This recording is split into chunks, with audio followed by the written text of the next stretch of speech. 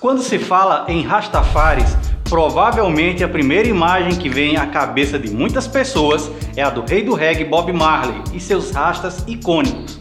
Mas, além do famoso artista, há outro homem ainda mais importante no coração deste movimento, Rastafari.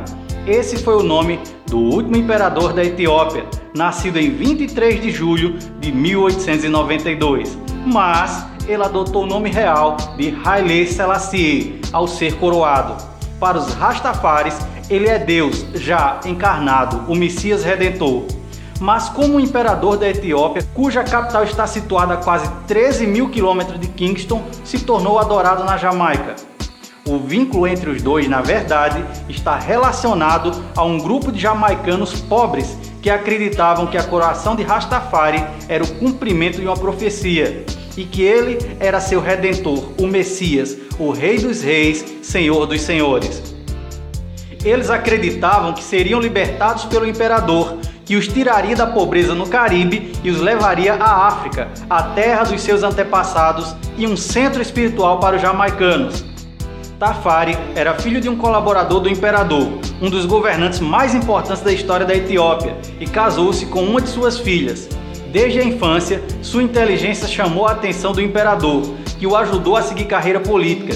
Quando a filha de Menelik II morreu em 1930, seu protegido foi coroado imperador.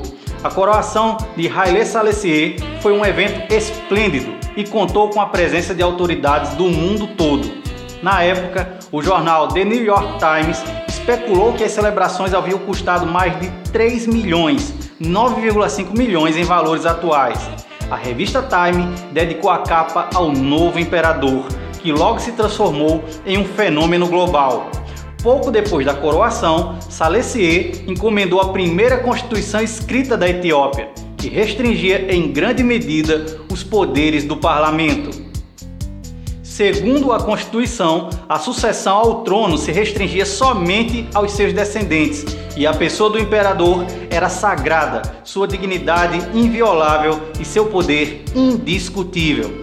Mas, na Jamaica, Selassie estava se convertendo em algo mais do que um poderoso imperador.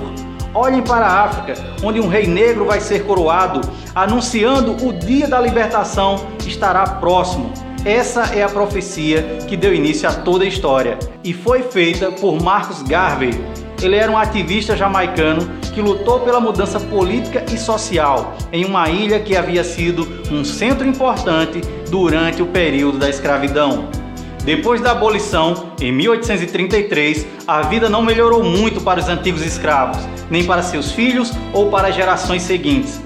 Ainda não está claro se o rei negro a quem Garvey se referia era uma pessoa real, mas o mais provável é que se tratasse de uma figura simbólica.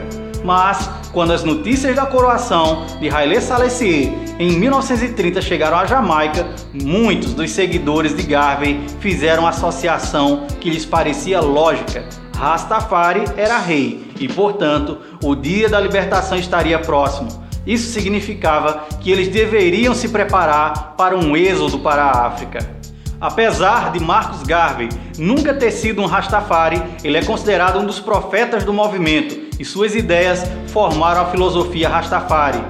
O garveísmo se converteu em um tipo de nacionalismo militante que deu aos negros um sentido de identidade com o conjunto da África, numa época em que a independência estava em evidência, afirma Jacob Bauman, em uma publicação da Universidade do Estado de Washington, nos Estados Unidos. Enquanto os primeiros seguidores da religião procuravam um retorno à África, declaravam que seu único Deus era Haile Selassie e que a Etiópia era o verdadeiro Sião, sinônimo de terra de Israel ou terra prometida. Hoje, muitos dão mais importância a um retorno espiritual. Segundo o autor da Enciclopédia Global das Religiões, Stephen Glazier, o movimento Rastafari se converteu, em parte, a um estilo de vida, mais que uma religião, e as práticas também variam muito.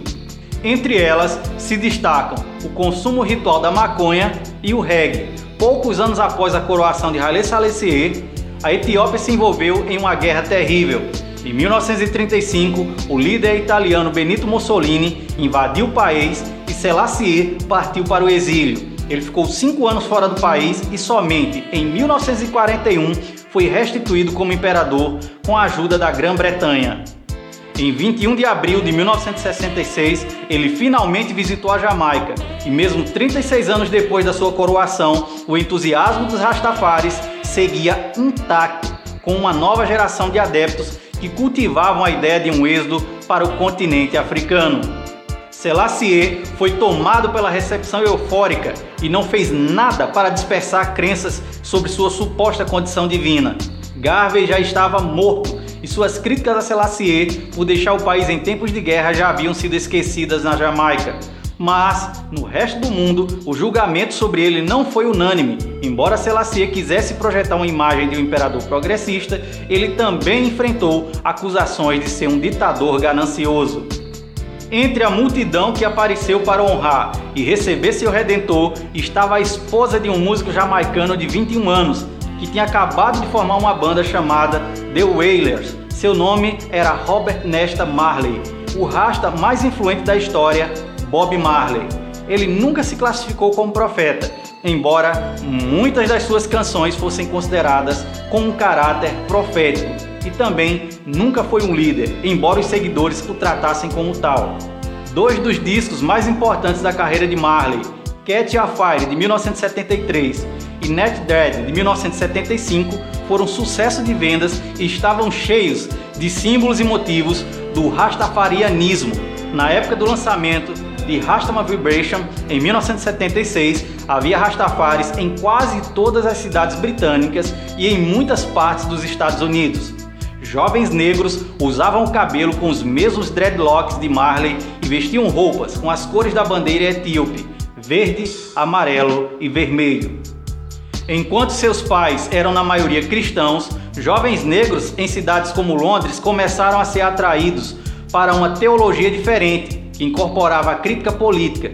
Enquanto isso, as coisas se complicavam para Selassie na Etiópia.